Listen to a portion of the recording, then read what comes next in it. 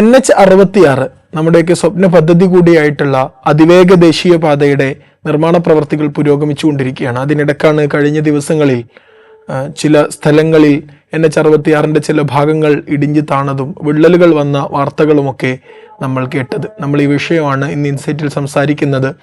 നമ്മോടൊപ്പം safety expert കൂടിയായിട്ടുള്ള Josy John സാറാണ് ചേരുന്നത്. സർ, സ്വാഗതം ഇൻസൈറ്റിലേക്ക്.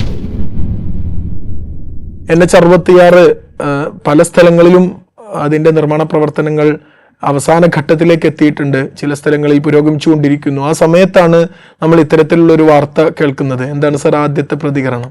നമ്മുടെ എല്ലാ മലയാളിയുടെയും ഒരു സ്വപ്ന പദ്ധതിയാണ്. കാരണം അതൊന്ന് കാസർഗോഡ് മുതൽ കന്യാകുമാരി വരെയുള്ള കേരളത്തിലെ ജനങ്ങൾക്ക് നല്ല രീതിയിൽ യാത്ര ചെയ്യുവാനായിട്ടും നല്ലൊരു റോഡ് സംവിധാനം ഉണ്ടാക്കുന്നതാണ് NH66. പ്രത്യേകിച്ച് വിദേശത്തൊക്കെ കാണുന്ന രീതിയിലുള്ള റോഡാണ് നിർമ്മിച്ചിരിക്കുന്നത്. ആ സ്റ്റാൻഡേർഡ് ആണ് ഉദ്ദേശിച്ച് നിർമ്മിച്ചിരിക്കുന്നത്. അതുകൊണ്ട് തന്നെ അത് വളരെ സന്തോഷമുളവാക്കുന്ന ഒരു കാര്യമാണ്. എനിക്കാണെങ്കിലും പേഴ്സണലായിട്ട് ഞാൻ ഈ അടുത്തിടെ ഒരു 6 മാസം മുൻപേ ആ റോഡിൽ കൂടി സഞ്ചരിച്ചു. ഏകദേശം 100 കിലോമീറ്റർ സ്പീഡിൽ കൂടിയൊക്കെ കുറച്ച് ദൂരം സഞ്ചരിച്ചപ്പോൾ തന്നെ വളരെ സന്തോഷമുണ്ടായി. വളരെ നല്ലൊരു കാര്യം. കാരണം ഇന്നത്തെ സ്ഥിതിയിൽ കേരളത്തിലുള്ള ഒറ്റ റോഡിൽ പോലും 100 കിലോമീറ്ററിൽ പോയിട്ട് 50 കിലോമീറ്റർ സ്പീഡിൽ പോലും യാത്ര ചെയ്യാനായിട്ടുള്ള സൗകര്യമില്ല. അങ്ങനെ വരുമ്പോൾ ഈ ഒരു NH തീർച്ചയായിട്ടും കേരളത്തിന് ഒരു അഭിമാന ഭാഗമായി തീരുകയും ജനങ്ങൾക്ക് പ്രയോജനമുള്ള ഒരു റോഡായി തീരുമെന്ന് ഞാൻ കരുതിയിരുന്നു. എന്നാൽ 2 ദിവസമായിട്ട് കാണുന്ന വാർത്തകൾ വളരെ ഞെട്ടിപ്പിക്കുന്ന വാർത്ത, വളരെ ദുഃഖമുളവാക്കുന്ന ഒരു വാർത്തയായി മാറിയിരിക്കുകയാണ്. മഴക്കാലം തുടങ്ങുന്നേ ഉള്ളൂ. ആദ്യത്തെ മഴ വരുമ്പോഴൊക്കെ നമ്മൾ ഇങ്ങനെയുള്ള വാർത്തകൾ കേൾക്കുകയാണ്. അങ്ങനെയാണെങ്കിൽ ഇത്ര ചെലവിട്ട് കേന്ദ്ര സംസ്ഥാന സർക്കാരുകൾ വലിയ സഹകരണത്തോടു കൂടിയൊക്കെ കൊണ്ടുവരുന്ന ഈ വലിയൊരു പദ്ധതി ആദ്യത്തെ മഴയ്ക്ക് തന്നെ ഇങ്ങനെയുള്ള വാർത്തകൾ കേൾക്കുകയാണെങ്കിൽ ഇതിൻ്റെ ഇനി മുന്നോട്ട് നമ്മൾ എന്തൊക്കെ കേൾക്കേണ്ടി വരും എന്നുള്ളതാണ് പൊതുജനങ്ങളുടെ ആശങ്ക. ഈ പദ്ധതി പ്രത്യേകിച്ച് കേന്ദ്രത്തിലെ മന്ത്രി നിതിൻ ഗഡ്കരിയും കേരള സർക്കാരുകൾ ഒരുമിച്ചുള്ള ഒരു ജോയിന്റ് എഫേർട്ട്. കാരണം അതിൻ്റെ അത് ചില സ്റ്റാൻഡേർഡ്സ്, വിഡ്ത്തിന്റെ സ്റ്റാൻഡേർഡ്സ് ഒക്കെ അവർ അഡ്ജസ്റ്റ് ചെയ്തു. കാരണം കേരളത്തിൽ സ്ഥലപരിമിതികൾ ഉള്ളതുകൊണ്ട് അത് തന്നെ വലിയൊരു അഡ്ജസ്റ്റ്മെന്റ് എന്ന് പറഞ്ഞു കഴിഞ്ഞാൽ അതൊരു അക്സെപ്റ്റൻസ് ആയിട്ട്, എന്ന് വെച്ചാൽ റോഡിന്റെ സ്റ്റാൻഡേർഡ് മോശമാക്കണമെന്നല്ല. എന്നാൽ അങ്ങനെയാണ് ഈ പദ്ധതി പല റീച്ചുകളിലായിട്ട് 30-40 കിലോമീറ്റർ ആയിട്ട് പീസസ് ആയിട്ടാണ് കോൺട്രാക്ട് അവാർഡ് ചെയ്തത്. ഒരു റോഡ് നിർമ്മിക്കുമ്പോൾ അതിൻ്റെ അകത്ത് പല ഘട്ടങ്ങളുണ്ട്. ആദ്യം ഒരു ഫീസിബിലിറ്റി സ്റ്റഡി നടത്തും. അതിനുശേഷം അതിന്റെ ലാൻഡ് അക്വിസിഷനായിട്ട് മുന്നോട്ട് പോകും.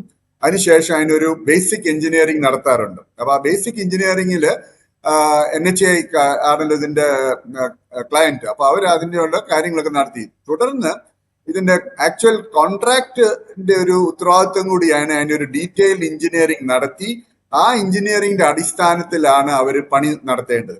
തീർച്ചയായിട്ടും കോൺട്രാക്ടർ ഒരു ഡീറ്റെയിൽഡ് എഞ്ചിനീയറിംഗ് നടത്തിയിട്ടുണ്ടാവും. ആ ഡീറ്റെയിൽഡ് എഞ്ചിനീയറിംഗ് അപ്രൂവ് ചെയ്യുന്നത് NHAI ആയിരിക്കും. എവിടെയാണ് പിഴവ് സംഭവിച്ചതെന്ന് നമുക്കിപ്പോഴും കൃത്യമായിട്ട് അറിയില്ല.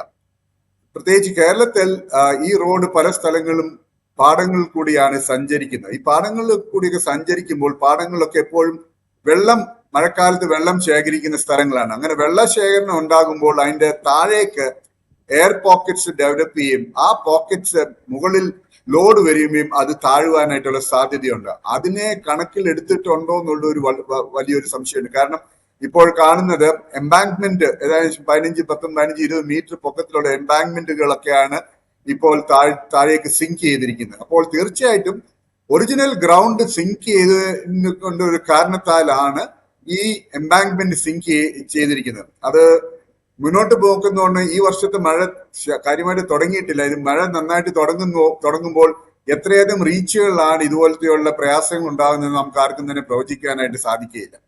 അതുകൊണ്ട് നമ്മൾ വളരെ ശ്രദ്ധാപൂർവം വേണം ഈ റോഡുകളെ കൈകാര്യം ചെയ്യേണ്ടത്. ഒരുപക്ഷെ ഇതുവരെ പണി തീർത്ത എല്ലാ സെക്ഷനിലും ഗവൺമെന്റ് യാത്ര ഒഴിവാക്കിയിട്ട് അതിന്റെ താഴേക്ക് പല പഠനം നടത്തിയിട്ട് എവിടെയൊക്കെ ഇങ്ങനെ സിങ്കിങ് ഉണ്ടാകുന്ന സ്ഥലങ്ങളിലൊക്കെ ട്രാഫിക് ബാൻ ചെയ്യേണ്ടിയൊക്കെ ആവശ്യം ഒക്കെ കാണുന്നു. അതിന് NHAI ആണ് ഇതിന് മുൻകൈ എടുക്കുന്നത്. കാരണം അവരാണ് ഇതിന്റെ ഇംപ്ലിമെന്റിംഗ് ഏഷ്യൻ. കേരള സർക്കാരിന് അതിനകത്ത് യാതൊരു നിയന്ത്രണം, കേരള PWDക്കും അതിനകത്ത് ഒരു നിയന്ത്രണമില്ല. കാരണം അവരതിനകത്ത് സ്ഥലം വിട്ടുകൊടുത്തു. അതിനുശേഷം NHAI ആണ് അതിന്റെ പണി നടത്തുന്നത്. അപ്പൊ ആ NHAI വേണം മുന്നോട്ടുള്ള നടപടികൾ സ്വീകരിക്കേണ്ടത്. അങ്ങനെയാണെങ്കിൽ നമ്മൾ ഇതിന്റെ ഉത്തരവാദിത്വം ഇപ്പോൾ പൂർണ്ണമായും NHA ഏൽക്കണമെന്നാണ്. അതല്ലെങ്കിൽ അവർ ഈ നിർമ്മാണ പ്രവർത്തനങ്ങൾ കരാർ ഏറ്റെടുത്ത കമ്പനിക്കായിരിക്കുമോ ഇതിന്റെ ഉത്തരവാദിത്വം ഉള്ളത്? ഇതിന്റെ പ്രൈമറി റെസ്പോൺസിബിലിറ്റി NHAIക്കാണ്. കാരണം കോൺട്രാക്ടർ ഡിസൈൻ ബിൽഡ് ചെയ്താലും അത് NHAIയുടെ അപ്രൂവൽ ഇല്ലാതെ അത് അവർക്ക് ആ പണി ചെയ്യാനായിട്ട് സാധിക്കുകയില്ല. അപ്പൊ അതുകൊണ്ട് NHAI is 100% fully responsible for whatever failures ഒക്കെ. അതിനകത്ത് ആർക്കും ഒരു സംശയമുണ്ട്. ഇപ്പം അവരിങ്ങനെ അവര് ചില ഇന്നലത്തെ പത്രവാർത്തയെ കണ്ട് അവര് കൂടുതൽ പഠനങ്ങളൊക്കെ നടത്താൻ താല്പര്യപ്പെടുന്നു. അവർ തീർച്ചയായിട്ടും NHAI ആയതുകൊണ്ട് അവരതിനെക്കുറിച്ച് ശരിയായ പഠനമൊക്കെ നടത്തിയിട്ട് ആയിരിക്കും അടുത്ത സ്റ്റെപ്പ് ഒക്കെ എടുക്കുക. അപ്പം ഇതിനകത്ത് ഉത്തരവാദിത്വം മുഴുവനും NHAIക്ക് തന്നെയായിരിക്കും. Contractor will only perform based on what has been approved by NHAI. NHAI is the implementing agency. അപ്പൊ അവർക്കാണ് ഡിസൈനിന്റെ ഇംപ്ലിമെന്റേഷൻ അപ്രൂവൽ ഒക്കെ അവരാണ് നൽകുന്നത്. റൈറ്റ്. ഇപ്പോൾ കഴിഞ്ഞ ദിവസം മലപ്പുറത്ത് കൂരിയാട് എന്ന പ്രദേശത്ത് സർവീസ് റോഡിലേക്ക് ഈ പ്രധാന ഹൈവേയുടെ മതിലിൽ കെട്ടിയ കല്ലുകൾ അടർന്നു വീണ സംഭവമാണ് ഇതിപ്പോൾ കൂടുതൽ ചർച്ചയിലേക്ക് കൊണ്ടുവന്നിട്ടുള്ളത്. പല സ്ഥലത്തും വിള്ളലുകളും കാണുന്നു. അപ്പോൾ അവിടെ ആ ഒരു സ്ഥലത്തിന്റെ പ്രത്യേകത എന്ന് പറയുന്നത് ഇത് വയൽ പ്രദേശമാണ്. എന്നാൽ പല സ്ഥലങ്ങളിലും ഈ വയൽ പ്രദേശങ്ങളിൽ വയഡക്റ്റ് പോലുള്ള സംവിധാനങ്ങളാണ് NH66 പല ഭാഗത്തും നിർമ്മിച്ചിട്ടുള്ളത്. ഇതെന്തുകൊണ്ടാണ് ഇങ്ങനെ രണ്ട് സമീപനങ്ങൾ വരാനുള്ള ഒരു കാരണം?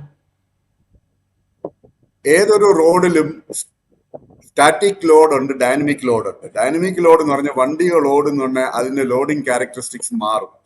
അപ്പോ ഇവിടെ നമുക്ക് ശ്രദ്ധിക്കാവുന്ന ഒരു കാര്യം, ഇവർ ആ എംബാങ്ക്മെന്റ് കെട്ടിയിരിക്കുന്നത് അതിന്റെ സ്ട്രെങ്തിനെ കുറിച്ച് തന്നെ ആദ്യമായിട്ട് തന്നെ നമുക്ക് സംശയമുണ്ട്. കാരണം അതിന്റെ വിത്ത്സ്റ്റാൻഡ് ചെയ്യാനുള്ള കപ്പാസിറ്റി ഉണ്ടോ എന്ന് തന്നെ സംശയമുണ്ട്. ഇത്ര ഹൈറ്റിലുള്ള എംബാങ്ക്മെന്റ് ആകുമ്പോൾ ഒരു RCC എംബാങ്ക്മെന്റ് ആയിരുന്നിരിക്കണം ഏറ്റവും ഉചിതം. ഇപ്പോൾ അവർ ചെയ്തിരിക്കുന്നത് സാധാരണ മണ്ണിട്ട് ഫില്ല് ചെയ്തിട്ട് പ്രീകാസ്റ്റ് എലിമെന്റ്സോ അല്ലെങ്കിൽ ബ്ലോക്ക് വർക്കുമായിട്ടാണ് അവർ കെട്ടി അതിന്റെ സൈഡെല്ലാം കെട്ടി അടച്ചിരിക്കുന്നത്. എന്നാൽ അതിന്റെ capacity off with holding pressure വളരെ കുറവാണ്. അപ്പൊ അങ്ങനെ വരുമ്പോൾ തന്നെ അത് ബൾജ് ചെയ്ത് വരികയും അത് താഴേക്ക് സ്ലൈഡ് ചെയ്യുകയും ചെയ്യും. മറ്റു ചില സ്ഥലങ്ങളിലൊക്കെ റോഡ് തന്നെ താഴേക്ക് ഇരുന്നിട്ടുണ്ട്. ആ താഴേക്ക് ഇരിക്കാനുള്ള കാരണം അടിയിലുള്ള പാടത്തിന്റെ കീഴിൽ മഴ പെയ്യുന്നു, അടിക്കൂടെ ആ ഭൂമിക്ക് അടിയിൽ കൂടെ വെള്ളം പോകുമ്പോൾ എയർ പോക്കറ്റ്സ് ഡെവലപ്പ് ചെയ്യാനായിട്ട് സാധ്യതയുണ്ട്. അപ്പൊ ഈ എയർ പോക്കറ്റ്സിൽ കൂടി ഡെവലപ്പ് ചെയ്യുമ്പോൾ മുകളിലത്തെ പ്രഷർ കാരണം അതിന്റെ മുകളിലുള്ള സോയിൽ താഴോട്ട് പ്രഷർ കാരണം താഴുകയും അപ്പോൾ ഏറ്റവും ടോപ്പിലുള്ള ലെവലൊക്കെ അതനുസരിച്ച് താഴുകയും ചെയ്യും. ഇതാണ് രണ്ട് കാരണങ്ങൾ ഞാൻ അതിൻ്റെ അകത്ത് കാണുന്നത്. കൂടുതൽ പഠനം നടത്തേണ്ടതായിട്ടുണ്ട് ഇതിന്റെ യഥാർത്ഥമായിട്ട് റിയൽ റൂട്ട് കോസ് എന്താണെന്ന് കണ്ടുപിടിക്കുവാനായി. NHAI പറഞ്ഞ മറ്റൊരു കാര്യം, നിർമ്മാണത്തിൽ അശാസ്ത്രീയതകളൊന്നും സംഭവിച്ചിട്ടില്ല. മഴ വന്നത് മൂലം മർദ്ദം പ്രഷറിൽ വന്ന മാറ്റങ്ങളായിരിക്കാം എന്നാണ് ഒരു പ്രാഥമിക നിഗമനമായി ഇന്നലെ NHAI വാർത്ത റിപ്പോർട്ട് ചെയ്ത ഉടനെ പ്രതികരിക്കുകയുണ്ടായത്. അങ്ങനെ മഴയെ കുറ്റം പറഞ്ഞ് കൈയൊഴിയാൻ പറ്റുന്നതാണോ? അല്ല, മഴയെ കുറ്റം പറയാം. എന്നാൽ NHAI പറയുന്നത് ശരിയാണെങ്കിലും അവർ ഈ മഴയുടെ കപ്പാസിറ്റിയോ അതുകൊണ്ടുണ്ടാകുന്ന ചേഞ്ചസിനെ കുറിച്ച് അവർ അനലൈസ് ചെയ്തിട്ടില്ല. അവിടെയാണ് പ്രശ്നം ഉണ്ടായിരിക്കുന്നത്. They have not done a study based on the rainfall pattern over the past few years. ഇത് എന്റെ ഒരു അസംഷൻ ആണ്. കാരണം മഴയാണ്, rain is the root cause. But that rain വന്നത് കൊണ്ട് അവരുടെ ഡിസൈൻ അത് വിത്ത്സ്റ്റാൻഡ് ചെയ്യാൻ പറ്റുമോ എന്നതിനെ കുറിച്ച് അവരൊരു കാര്യമായിട്ട് പഠനം നടത്തിയതിനു ശേഷമാണോ ഡിസൈൻ അപ്രൂവ് ചെയ്തെന്നുള്ളൊരു വലിയൊരു ക്വസ്റ്റ്യൻ ഉണ്ട്. അപ്പൊ ഒരുപക്ഷെ ആ ഒരു ലൈനിലേക്ക് ചിന്തിച്ച് ഇൻഡെപ്തിലേക്ക് നമ്മൾ അനലൈസ് ചെയ്ത് കഴിഞ്ഞാൽ തീർച്ചയായിട്ടും മഴവെള്ളം കൊണ്ടുണ്ടാകുന്ന ഇമ്പാക്ട് അവർ പ്രോപ്പറായിട്ട് സ്റ്റഡി ചെയ്തിട്ടല്ലായിരിക്കും അവർ പക്ഷേ ആ ഡിസൈൻ അവർ ചെയ്തിരിക്കുന്നത്. അതുകൊണ്ട് അവർ മഴയെ കുറ്റം പറയുന്നത് ശരിയാണ്, പക്ഷെ മഴയുടെ എഫക്റ്റിനെ കുറിച്ച് അവർ കൺസിഡർ ചെയ്തിട്ടില്ല. ഒരുപക്ഷെ NHAI വർഷങ്ങളായിട്ട് കേരളത്തിന് പുറത്ത് മാത്രമേ അവർ റോഡിന്റെ പണിയൊക്കെ ചെയ്തിട്ടുണ്ടാവും. ഇപ്പൊ അടുത്തിടെ ആയിരിക്കും കേരളത്തിൽ ആദ്യമായിട്ട് അവർ എൻട്രി ചെയ്തേക്കുന്നത്. അപ്പൊ ഒരുപക്ഷെ ആ ഒരു ഫാക്ടർ അവർ കണക്കാക്കാതെ ആയിരിക്കും റോഡിന്റെ പണി എടുത്തിരിക്കുന്നത്. ഇങ്ങനെയുള്ള റീജിയണൽ വേരിയേഷൻ പഠിക്കേണ്ടത് ഇതിന്റെ ചുമതല തന്നെയല്ലേ? ഇതിന് ഇങ്ങനെയുള്ള വലിയ കൺസ്ട്രക്ഷൻ വർക്കുകൾ വരുന്നതിന് മുമ്പ് നടക്കേണ്ട കാലാവസ്ഥ പഠനങ്ങളുടെ ഒരു സ്വഭാവം അത് ഈ ഹൈവേയുടെ നിർമ്മാണത്തിൽ കൃത്യമായി ഫോളോ ചെയ്തിട്ടുണ്ടോ? തീർച്ചയായിട്ടും. അതല്ലേ പറഞ്ഞ കഴിഞ്ഞ ഒരു 30 അല്ലെങ്കിൽ 50 വർഷത്തെ റെയിൻഫോൾ പാറ്റേൺ ഒക്കെ പഠിച്ചിട്ട് വേണമായിരുന്നു അവര് ചെയ്യേണ്ടത്. അവർ പക്ഷെ പറയുമായിരിക്കും ഞങ്ങൾ പഠിച്ചിട്ടുണ്ട് എന്നൊക്കെ പറയുമായിരിക്കും. പക്ഷെ അവർ പഠിച്ചിട്ടുണ്ടെങ്കിൽ ഈ ഡിസൈനിനകത്ത് ഫ്ലോ ഉണ്ട്. അത് മാത്രമല്ല ഈ ലാർജ് ഫോർ അഗ്രികൾച്ചർ ലാൻഡിൽ കൂടെ ഒക്കെ പോകുന്നുണ്ടെങ്കിൽ it is always better option is to have a concrete viaduct. എംബാങ്ക്മെന്റിനെക്കാട്ടിലും വളരെ സേഫ് ആയിട്ട് ചെയ്യാവുന്നതാണ് പ്രീകാസ്റ്റ് അല്ലെ കോൺക്രീറ്റ് വയഡക്ട് കാസ്റ്റ് ചെയ്തെടുക്കുവാണെങ്കിൽ അതിന്റെ ബോട്ടം ഫ്രീ ആയിരിക്കും. പ്രോപ്പർ ഫൗണ്ടേഷൻ ഒക്കെ ഏറ്റവും താഴോട്ട് 30 or 40 meters റോക്ക് വരെ പോകുന്നു. അപ്പൊ അതൊക്കെ അതിന്റെ design will be totally different. And ഒരുപക്ഷെ ഇതിനിപ്പോ കൺസിഡർ ചെയ്യേണ്ടതായിട്ടുള്ള ഒരു കാര്യമാണ്, ഇങ്ങനെ വയഡക്ട് പണിയെ പ്ലാൻ ചെയ്യാത്തടത്തൊക്കെ പാടത്തിൽ കൂടി അവർ റോഡ് എടുക്കുന്നുണ്ടെങ്കിൽ അവിടെ തീർച്ചയായിട്ടും ഒരു വയഡക്ട് ആയിട്ട് മാറ്റേണ്ട ഒരു ആവശ്യം ആണ് ഞാൻ മുന്നിൽ കാണുന്നത്. എന്തുകൊണ്ടായിരിക്കും പിന്നീട് ഇങ്ങനെ ഒരു ഈ ബ്ലോക്ക് ചെയ്ത് മഡ് ഫില്ല് ചെയ്യുന്ന ഒരു ഓപ്ഷൻ തെരഞ്ഞെടുത്തിട്ടുണ്ടാവുക? കോസ്റ്റ് എഫക്റ്റീവായ മെത്തേഡുകൾ ചൂസ് ചെയ്തതായിരിക്കും. അങ്ങനെയാണെങ്കിൽ ചെലവ് കുറയ്ക്കാൻ വേണ്ടി ആളുകളുടെ സുരക്ഷയെ ഒരു എന്താ പറയുക, ആളുകളുടെ സുരക്ഷയ്ക്ക് മേൽ ചെലവിന് പ്രാധാന്യം കൊടുത്തു എന്നുള്ള ഒരു ആരോപണം നമുക്ക് ഉന്നയിക്കാമോ? നമ്മുടെ ഒരു കൾച്ചറിൽ ചെലവ് കുറച്ചു കഴിഞ്ഞാൽ അവൻ മിടുക്കനാണെന്നുള്ള ഒരു പ്രഖ്യാപനം ഉള്ളത്. ഞാൻ ഇപ്പോഴും ഓർക്കുന്നു, ഞാൻ എറണാകുളത്ത് വൈറ്റിലയ്ക്കടുത്താണ് താമസിക്കുന്നത്. വൈറ്റില ജംഗ്ഷനിലെ ആ ഫ്ലൈ ഓവർ എന്ന് പറഞ്ഞ സാധനം പണിത് വെച്ച് ഏറ്റവും വലിയ ഞങ്ങൾ വളരെ ചെലവ് കുറഞ്ഞ ഒരു പരിപാടിയിലാണ് അത് ചെയ്തത്. എന്നാൽ അത് ചെലവ് കുറഞ്ഞതുകൊണ്ട് എന്താണ്, അത് ജനങ്ങൾക്ക് പിന്നീടും ബുദ്ധിമുട്ടായിരിക്കുകയാണ്. അപ്പൊ നമ്മുടെ ആ ഒരു തിങ്കിങ് പ്രോസസ്സിന് തന്നെയുള്ള ഒരു പ്രോബ്ലം ഉണ്ട്. നമുക്ക് ചെലവ് കുറഞ്ഞു കഴിഞ്ഞാൽ മതി. We are not looking at the larger picture and the larger requirements of any of these kind of projects. അവിടെയാണ് ഈ പ്രശ്നം മുഴുവൻ ഉണ്ടാകുന്നത്. അപ്പൊ അതുകൊണ്ട് ആ ഒരു അപ്രോച്ച് മാറ്റിയെങ്കിൽ മാത്രമേ I always say it is better to be safe than sorry at a later stage, investing more where it is required and providing a safe environment for people to work or move around. Right. Cost effective method നോക്കുന്ന അതുപോലെ തന്നെ ഇതിൻ്റെ ഒരു ഈ നിർമ്മാണത്തിനെടുത്ത ഒരു സമയം കൂടി നമ്മൾ പരിഗണിക്കുകയാണെങ്കിൽ, ഇപ്പോൾ ഞാൻ 2 ദിവസം മുമ്പ് തൃശ്ശൂർ എറണാകുളം ഭാഗത്തേക്ക് പോകുന്ന സമയത്ത് പല ഭാഗത്തും പണി തുടങ്ങിയിട്ട് പോയില്ല. ലാൻഡ് അക്വിസിഷൻ കഴിഞ്ഞു, അതിൻ്റെ ഒരു ബേസിക് വർക്കുകളെ നടക്കുന്നുള്ളൂ. പക്ഷേ ഈ മലബാർ ഏരിയയിൽ ഇപ്പോൾ അതിവേഗമാണ് ഇത്രയും പെട്ടെന്ന് പണികൾ പൂർത്തിയാക്കിയത്. അതിൻ്റെ ഈ ഒരു കാലതാമസം, ഇത്രയും നേരത്തെ പണി പൂർത്തീകരിച്ചതുകൊണ്ടുള്ള പ്രശ്നങ്ങൾ എന്തെങ്കിലും ഉണ്ടാവാൻ സാധ്യതയുണ്ടോ? നേരത്തെ പണി പൂർത്തീകരിച്ചുകൊണ്ട് പ്രശ്നമൊന്നും ഉണ്ടാവില്ല, provided you have followed what is prescribed in the specification. ആ സ്പെസിഫിക്കേഷൻ എന്താണ് പറഞ്ഞേക്കുന്നത് അതനുസരിച്ച് ചെയ്തിട്ടുണ്ടെങ്കിൽ സ്പീഡ് കൂടിയോണ്ട് യാതൊരു ബുദ്ധിമുട്ടുമില്ല. കാരണം ഇന്ത്യയുടെ ഒരു സിറ്റുവേഷൻ നോക്കുകയാണെങ്കിൽ നമ്മൾ വളരെ സ്ലോ ആണ് ഇൻഫ്രാസ്ട്രക്ചർ പ്രോജക്ട്സ്. ഞാനാണേലും എൻ്റെ അവസാനത്തെ ഫോർമലായിട്ടുള്ള ഒരു റോളായിരുന്നു, ഞാനായിരുന്നു chief engineer safety Mumbai Ahmedabad bullet train project. ഇന്നലെ ഒരു വാർത്ത വന്നു, 300 കിലോമീറ്റർ വയഡക്റ്റ് ആണ് അത് പൂർത്തീകരിച്ചിരിക്കുന്നത്. അതായത് 2021 ഡിസംബറിലാണ് കല്ലിട്ടത്, ആക്ച്വൽ പണി തുടങ്ങിയത്, ആദ്യത്തെ കോൺക്രീറ്റിംഗ് നടന്നത്. ഏകദേശം 3.5 വർഷം കൊണ്ട് 300 കിലോമീറ്റർ എലിവേറ്റഡ് ലേ ചെയ്യാനായിട്ട് റെഡിയായി. അതായത് എലിവേറ്റഡ് ആയിട്ടുള്ള ഒരു റോഡ് റെഡിയായി. അത് ഇന്ത്യയിലെ ഒരു വലിയൊരു റെക്കോർഡ്. നമുക്ക് തന്നെ കാണാവുന്ന ഒരു കാര്യമാണ്. പലയിടത്തും പല പാലങ്ങളൊക്കെയാണ് ഒരു രണ്ട് സ്പാൻ അല്ലെ 3 സ്പാൻ ഉള്ളതാണെങ്കിലും അത് ഏകദേശം ഒരു 3-4 വർഷം എടുത്താലും അത് തീരാറില്ല. അത് സർവ്വസാധാരണയുള്ള ഒരു കാര്യമാണ്. അപ്പൊ അങ്ങനെ വെച്ച് നോക്കുന്നുടനെ ഈ പ്രോജക്റ്റ് സ്ലോ ആയതുകൊണ്ടാ ഇങ്ങനത്തെ പ്രോബ്ലംസ് വരുന്നുണ്ടോ എന്ന് ചോദിച്ചു കഴിഞ്ഞാൽ ഞാൻ തീർച്ചയായിട്ടും പറയുന്നത് ഒരിക്കലും ഇല്ല. As long as you meet up with the specifications. നമ്മളിപ്പോ ഇങ്ങനെ നിരന്തരം വാർത്തകൾ കേട്ടുകൊണ്ടിരിക്കുന്നു. മഴ തുടങ്ങിയപ്പോഴാണ് ഈ വാർത്തകളൊക്കെ കേൾക്കുന്നത്. പലയിടത്തും ഇന്നും പുതിയ പല സ്ഥലങ്ങളിലും വിള്ളൽ കണ്ടെത്തി എന്നുള്ള രൂപത്തിലൊക്കെ രാവിലെ മുതൽ റിപ്പോർട്ടുകൾ വരുന്നുണ്ടായിരുന്നു. അങ്ങനെയാണെങ്കിൽ ഇതിന്റെ ഭാവിയിൽ ഇതിന്റെ ഒരു വല്ല സ്ട്രക്ചറൽ ചേഞ്ചസോ അതല്ലെങ്കിൽ മറ്റെന്തെങ്കിലും സ്ട്രാറ്റജിക്കൽ ചേഞ്ചുകളോ NHAI ഉദ്ദേശിക്കാൻ സാധ്യതയുണ്ടോ?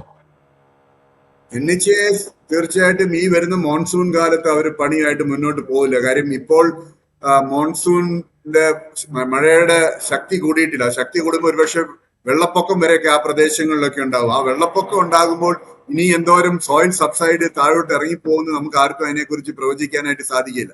അതുകൊണ്ട് NHAI ഒരു റീതിങ്ക് നടത്തേണ്ടതെന്ന് എൻ്റെ ഒരു പേഴ്സണൽ അഭിപ്രായം. കാരണം അത് റീതിങ്ക് ചെയ്തിട്ട് ഇങ്ങനത്തെ സെക്ഷൻസിലൊക്കെ അത് മാറ്റിയിട്ട് എലിവേറ്റഡ് കോൺക്രീറ്റ് സ്ട്രക്ചർ വയഡക്റ്റ് പണിയുന്നതായിരിക്കും ഏറ്റവും സുരക്ഷിതമായിട്ടുള്ള ഒരു റിക്വയർമെന്റും ഏറ്റവും സുരക്ഷിതമായിട്ടൊരു അപ്രോച്ചായിട്ട് കാണുവാനായിട്ട്. അങ്ങനെ വരുന്നുണ്ടെങ്കിൽ നമുക്കൊരു ഓൾ വെതർ റോഡ് തന്നെ നമുക്ക് യൂസ് ചെയ്യാനായിട്ട് സാധിക്കും. ഇപ്പോൾ ഉള്ള പോലെ നമുക്കത് ഒരു സംശയം തോന്നേണ്ട ആവശ്യമില്ല. അത് താഴെ പോകുമോ നിൽക്കുമോ എന്നൊക്കെയുള്ള പ്രശ്നങ്ങളൊന്നും അവിടെ നമുക്ക് ഒഴിവാക്കാൻ സാധിക്കും. അത് ഇത് going to cost more. So cost cheaper ആയിട്ടുള്ള ഒരു ഓപ്ഷൻ നോക്കിയതിന്റെ ഒരു പ്രോബ്ലം ആയിട്ടാണ് വേണേ ഒരു പക്ഷേ ഇതിനെ കാണേണ്ടത്. I hope that NHAI will come up with a proper study involving all experts, structural experts, safety experts, എല്ലാവരും കൂടി എന്നിട്ട് ശരിയായ ഒരു തീരുമാനം എടുക്കുവാനായിട്ടും അവർക്ക് ഇടയാകട്ടെ എന്നാണ് എൻ്റെ ഒരു പ്രാർത്ഥനയും എൻ്റെ ഒരു ആഗ്രഹം. Thank you very much. Thank you sir. Let's hope like that. കാരണം നമ്മുടെ കേരളത്തിന്റെ ഒരറ്റം മുതൽ മറ്റേ അറ്റം വരെ നീളുന്ന ഒരു പദ്ധതിയാണ്. അതുകൊണ്ട് തന്നെ ഇതിന്റെ സുരക്ഷയാണ് പ്രധാനം, ജനങ്ങളുടെ സുരക്ഷയാണ് പ്രധാനം. നമ്മുടെ NH66 യാത്ര ചെയ്യുന്ന വാഹനങ്ങളുടെ, യാത്രക്കാരുടെ, നാട്ടുകാരുടെ എല്ലാവരുടെയും സുരക്ഷയ്ക്ക് തന്നെയാണ് പ്രധാനം. അതുകൊണ്ട് തന്നെ NHAI ആ രൂപത്തിൽ റീതിങ്ക് ചെയ്യണം എന്നാണ് സർ നമ്മളോട് സംസാരിച്ചത്. വളരെ നന്ദി ഈ അവസരത്തിൽ നമ്മളോട് സംസാരിച്ചതിന്. ഇൻസൈറ്റ് ഇവിടെ പൂർണ്ണമാകുന്നു. മറ്റൊരു എപ്പിസോഡുമായി വീണ്ടും കാണാം.